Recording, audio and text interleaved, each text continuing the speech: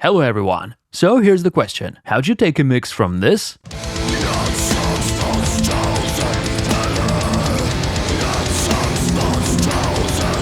to this?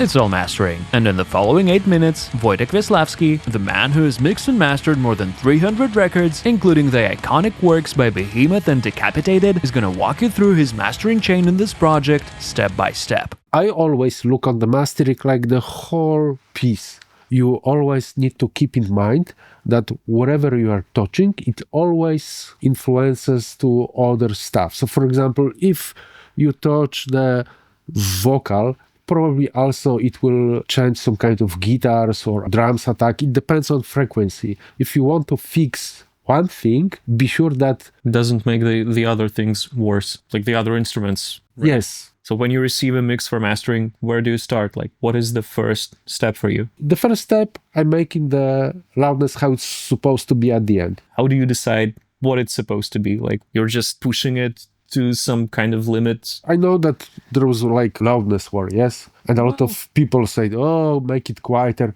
At the end, always people make it louder. Right now, we will make mastering for death metal band, yes? It can be quiet. It's not the jazz music or the classical stuff. It's really intensive dance and it must be pretty loud. So if you're not sure how loud your recording should be, go to the references with your genre of music and listen. Try to make something similar. I make different loudness for the vinyl and that's all. Other media is exactly the same.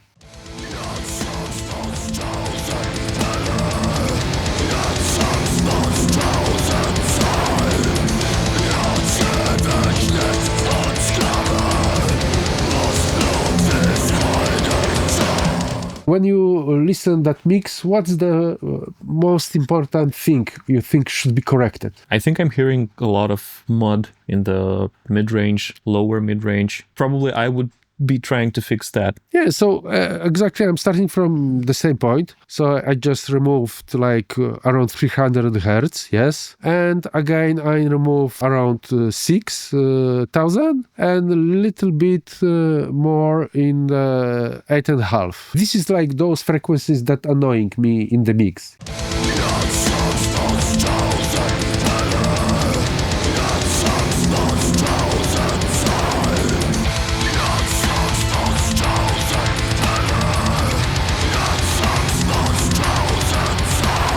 As I can see, these are pretty deep cuts, around -6 dB. But for some reason, I've got this limitation in my head that I cannot go deeper than like -3 dB for mastering.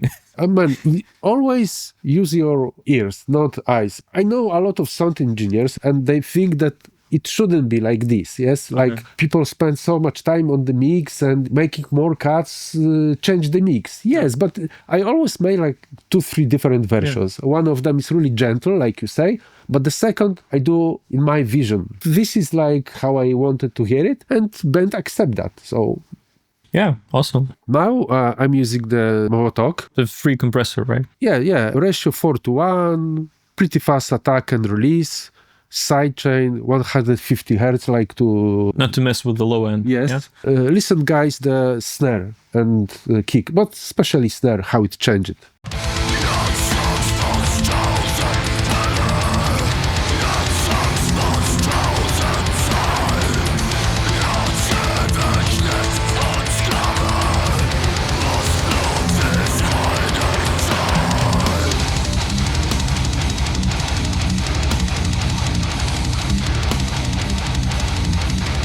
What you're looking to achieve with this particular compressor is to glue the drums together. Yes. And then another compressor. Yes, but like you notice, it's a really gentle compression. We have dark option here, gives nice bottom to it.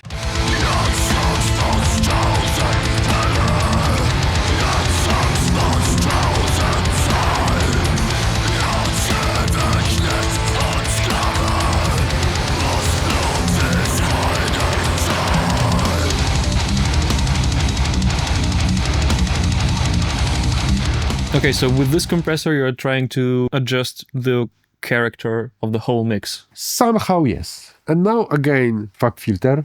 This looks like a very important cut, right? The previous compressor gives something special in the low end and the low mid-range, and I feel after it that there is something too much. So I adjust after compression, like it's nothing like special, around 180 Hertz.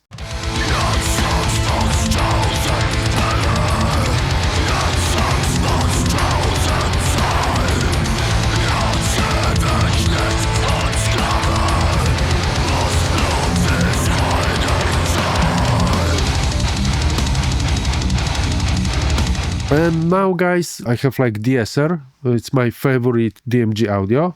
It's a pretty unusual thing to me, like... I'm using De-esser on the mastering for many years. And it's for me like the most important tool on the mastering. Mostly people think De-essing is only for the vocals. Well, yeah. But for this De-esser, we have like remove a bit more aggressive high frequency from the kick, vocal and the snare to make it more together. It's only on the mid, not on the side.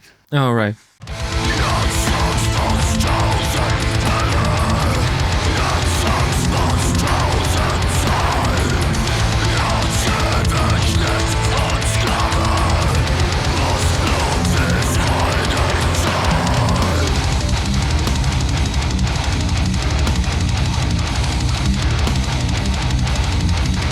And now we have another De-esser, but this time around 103 Hertz. I feel that from time to time it's too much energy in that region. It could be a bit more cleaner. I put it only in the mid, not on the side, because I feel I don't want to remove that low end in the stereo image, but something from the inside, like from the kick, mostly from the bass guitar. Okay.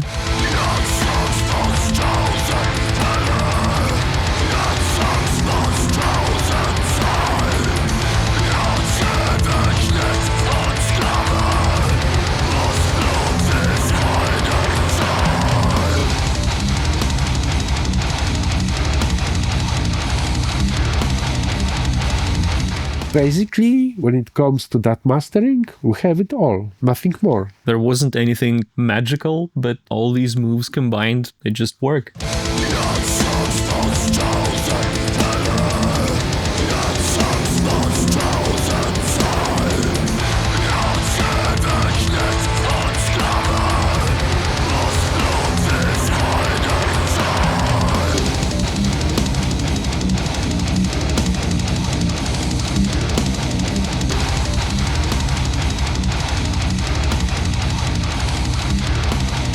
Let me know, guys, how you think, if it sounds better for you. Don't forget, the best way to support us is to buy our software, Hertz Drums. And of course, don't forget to like this video, subscribe to the channel, hit the notification bell, and stay tuned for more great mixing content.